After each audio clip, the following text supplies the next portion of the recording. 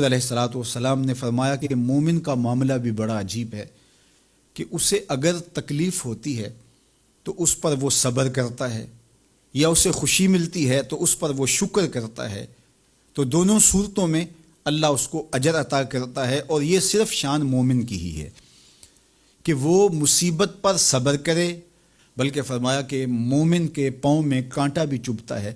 تو اس کا بھی اس کو اجر دیا جاتا ہے،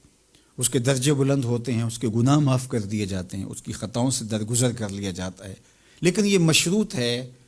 اس تکلیف کو صبر کے ساتھ برداشت کرنے سے۔ اگر وہ واویلا کرتا ہے، ناشکری کے کلمات کہتا ہے، تو تکلیف تو ختم نہیں ہوتی لیکن اجر زائل کر دیا جاتا ہے۔ تو اس لیے ہمیں ہر صورت کے اندر صبر کے دامن کو مضبوطی سے تھامنے کی تلقین کی گئی ہے، اور اہل ایمان کو یہ بھی سبق دیا گیا کہ جب انہیں کوئی بھی مصیبت پہنچتی ہے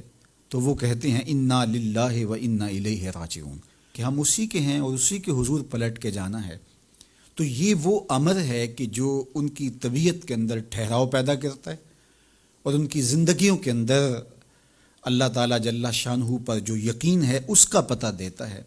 اگر مصیبت کو اللہ کی طرف سے سمجھ کے مان کے صبر کیا جائے، اس کو مقدور سمجھا جائے، اس پر واویلا نہ کیا جائے، اللہ کی نافرمانی کا کوئی کلمہ نہ بولا جائے، اپنے عقیدے میں تزلزل نہ آنے دیا جائے، اپنے رویوں کی خوبصورتی کو زائل نہ ہونے دیا جائے، تو اس کا مطلب ہے کہ وہ شخص مومن ہے، اس کا یقین ہے کہ یہ اللہ کی طرف سے ہے۔ تو پھر اس کے یقین کے صلے کے اندر اللہ اس کو پھر ہدایت قلب کا چراغاں نصیب کرتا ہے۔ اور فرمایا واللہ بکل شیء علیم، اور اللہ ہر شے کو جاننے والا ہے، اسے پتہ ہے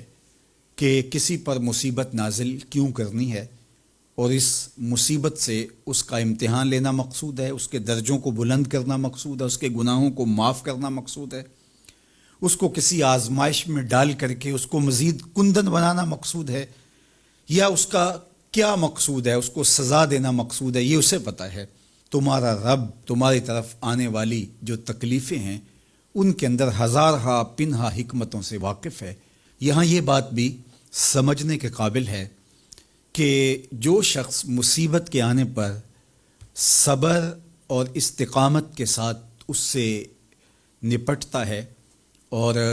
اللہ پر جو اس کا یقین ہے اس میں تزلزل پیدا نہیں ہونے دیتا، کل من عند اللہ، اے محبوب فرما دیجئے جو کچھ ہے وہ تمہارے رب کی طرف سے، یہ اس کا خیال اور فکر ہے کہ یہ میرے اللہ کی طرف سے، تو پھر اس مصیبت کو ٹالنے والا بھی وہی ہے۔ تو اگر یہ اس کا عقیدہ پختہ تھا تو پھر وہ مالک کی دہلیز چھوڑ کے، مالک کی چوکھٹ چھوڑ کے کسی اور دہلیز پہ نہیں جائے گا،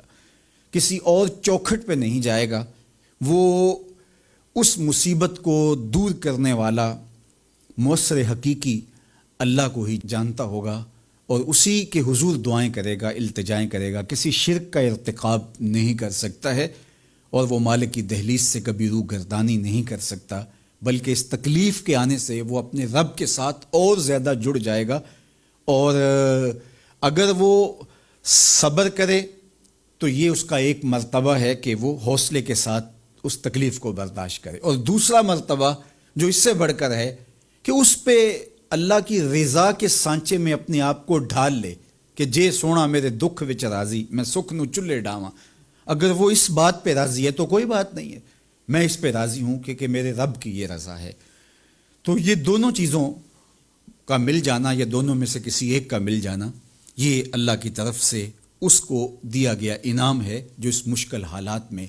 اس کو حاصل ہوتا ہے۔ اب وہ کس کیفیت میں ہے اللہ تعالیٰ اس کو خوب جانتا ہے کہ وہ اس پہ صبر کر رہا ہے یا اس کا اندر ڈول رہا ہے، اس کا عقیدہ کمزور تھا اور وہ کمزوری کے باعث جو ہے وہ تزلزل کا، تذبذب کا شکار ہو گئے، تو یہ تمہارا رب خوب جانتا ہے۔ تو تمہارے سینے کے اندر چھپی ہوئی کیفیت تمہارے رب کے علم میں ہے۔